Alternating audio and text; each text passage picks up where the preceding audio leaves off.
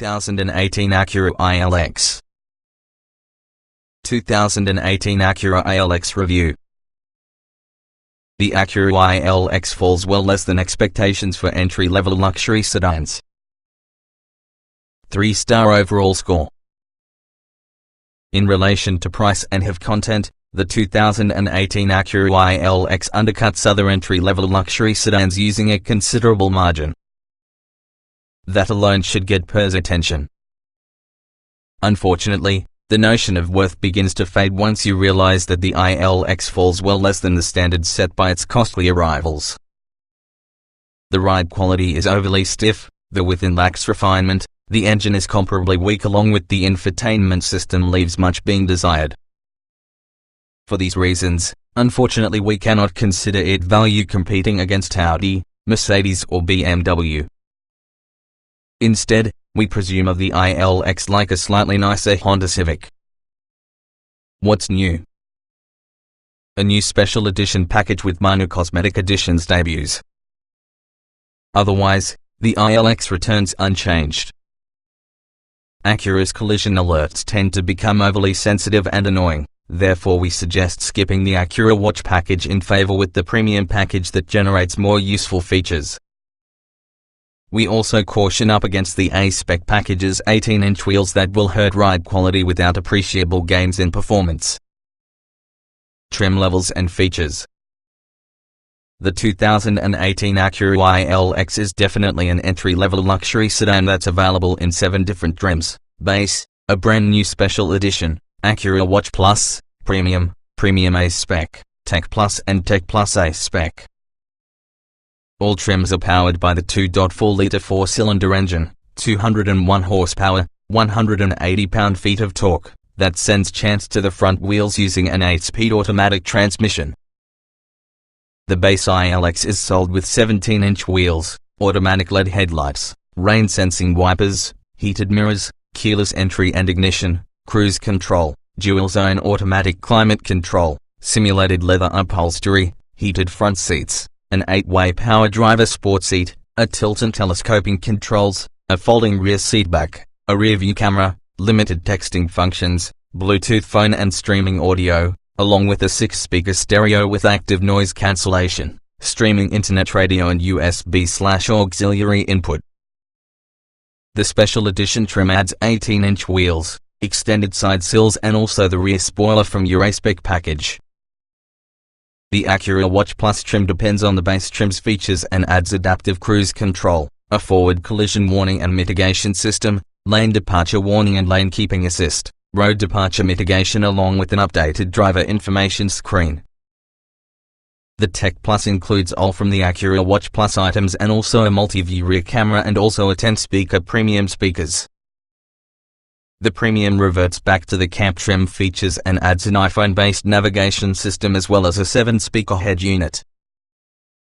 Both the Tech Plus and Premium trim levels likewise incorporate leather upholstery, a 4-way power front passenger seat, an auto-dimming rearview mirror, Siri's-free phone control, a universal garage door opener, a touchscreen display, blind spot monitoring with rear cross-traffic alert, satellite and HD radio, and other internet music apps.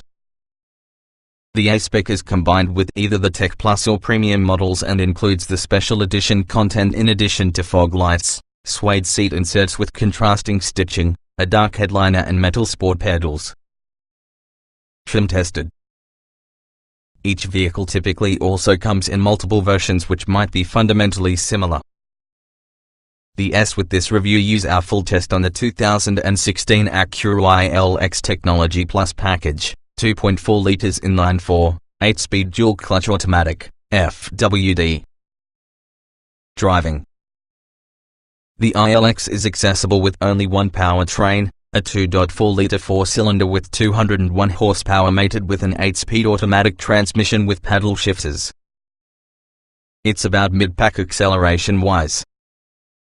Handling is decent, but at the limit responses ought to be better to get a sports sedan. Acceleration. With a 0 to 60 miles per hour use of 6.9 seconds, the ILX is slower versus the Audi A3 and Mercedes CLA 250. power feels soft at low RPM, as well as the automatic upshifts early, keeping revs low. The engine sounds great at high RPM, though. Braking.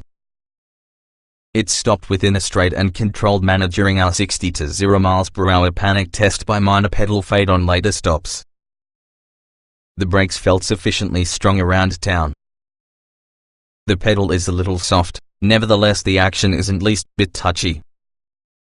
Steering. Steering is direct, if lacking the actual feedback enthusiastic drivers crave. It goes where it's pointed through an intuitively quick turn-in when driven below its rather modest grip limits. The thick rim tire feels good with you. Handling. It feels sporty up to and including certain point. It gets corners with many eagerness and stays planted and secure. The suspension copes well with minor bumps. Near its grip limits, it will become considerably less alert to driver inputs. Drivability. The transmission might get confused at low speeds, and then there were some mid-throttle hiccups leaving a stop. We needed 2 downshifts to help keep 70 mph over a grade. The cruise control overshoots by around 7 mph. Comfort. Although the ILX's front seats are happy and should fit lots of bodies, they're completely short of lateral support. That's odd to get a luxury or sports sedan directed at enthusiastic drivers. Ride quality may be surprisingly bad over bumpy surfaces. Seat comfort. The front seats are snug, the cushions are firm yet not overly so. The seats are wide and flat with near zero lateral support. The door armrests take time and effort and position too low. The rear seats have pillows with decent contouring. Ride comfort. It seems tough to believe Acura could easily get the ride to handle and compromise so wrong, nonetheless it did. The ILX is stiff-legged generally speaking, and big highway bumps will literally bounce you off your seat. Tall folks will hit their head around the ceiling. Noise and vibration. Either the tires are actually noisy or there's minimal sound deadening because there's considerable noise inside cabin. The engine may be heard often, as well as the transmission causes vibrations at lower speeds. The engine is rarely thrashy and sounds great above 4,500 revolutions per minute. Interior. Honda, Acura keeps clinging to its central dual-screen infotainment setup, and we keep disliking needing to look at 2 different screens. Headroom is lacking front and back, partly as the ILX includes a sunroof. Outward visibility is fantastic for the segment. Ease of usage. The gauges are evident and legible, along with the climate control knobs and buttons are very well marked and placed for straightforward operation. The secondary controls on the tire and center stack try taking some getting used to. Getting in, getting out. The front doors are large and open wide. You should duck your mind a bit, but overall it is a decent entryway with the class. The rear doors don't open as wide, you truly have to duck your face to miss your roof. Roominess. Headroom is tight back and front for anyone near average height. The standard sunroof doesn't help matters.